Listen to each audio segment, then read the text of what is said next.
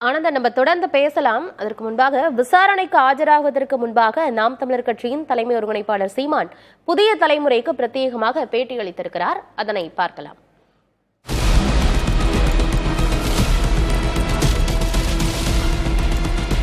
உங்கள் மீது குறிப்பாக நேற்றைக்கு காவல்துறையினர் அங்க வீட்டில் நடந்தது எப்படி பாக்குறீங்க சார்? வீட்டில் நடந்தது ஒரு அநாகரிகமான ஒரு செயல், அது தேவையற்றது. நீங்க ஒட்டும் போது தடுத்திருந்தா அது பணி செய்ய விடாம தடுத்தாங்க அப்படின்னு சொல்லலாம். அப்படி கை பிடிச்சிருந்து ஒட்டாதீங்கன்னு ஏதாவது சொல்லிடலாம், இடையூறு பண்ண. நீங்க ஒட்டுனதே தேவையற்றது. ஒட்டும் போது யாரும் நாங்க தடுக்கல. ஒட்டிட்டு போன பிறகு அது முடிஞ்சு போச்சு, அது நீங்க போயிட்டீங்க. யாருமே இல்லாத போது அதை அப்புறப்படுத்துறது என் வீட்டுல எதுக்கு நீங்க ஒட்டி வச்சிருக்கீங்க? நாங்க படிச்சுட்டோம், அதுக்கப்புறம் அது தேவையில்லை, கிழிச்சாச்சு. அதுல என்ன அத்துமீறல் இருக்கு? அதுல என்ன நீங்க பணி செய்ய விடாம தடுக்கிற செயல் இருக்கு?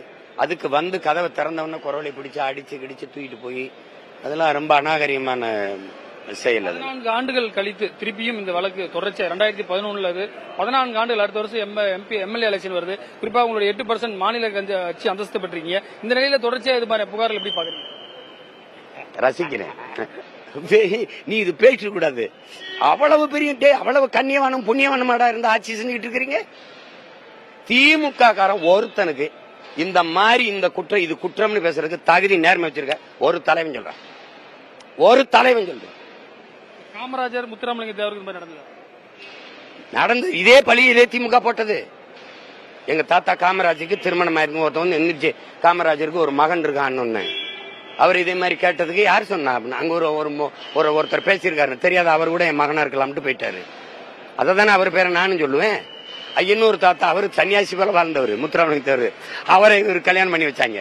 கல்யாணம் ஆயிருக்குது, அவருக்கு பொண்டாட்டி இருக்குதுன்னு. அவரு ஞானினால மௌனமா போயிட்டாரு. இந்த பைத்தியக்காரங்களுக்கு பதில் சொல்லணும். குடும்ப பெண்களும் இப்ப வந்து குறிப்பா பேட்டி கொடுக்க வேண்டிய ஒரு கட்டாயம். நீ என் மனைவிக்கு வந்து அங்க என்ன நடந்ததுன்னு தெரியாது. அவளுக்கு ஒரே ஒரு விஷயம், நம்ம பிள்ளைகளை வீட்டுல இருந்த பிள்ளைகளை ஐயா நம்ம தம்பி சுதாவை அடிச்சு இழுத்துட்டு போயிட்டதா அவர் காயம்பட்டா. நம்ம இருக்கும்போதே பண்ணிட்டாங்களா, அவங்க நாகரிகமா நம்மகிட்ட கொடுத்துட்டு போயிருக்கலாமே, இப்படி அடிச்சுட்டாங்களேன்னு காயம்பட்டா. அதனால அந்த ராணுவ அதிகாரி சட்டையை பிடிச்சு அந்த காவல்துறையை பிடிச்சிருந்தவன், அந்த ஆய்வாளர் பிடிச்சிருந்தவன வந்து பார்த்த என் மனைவி பதறிட்டா.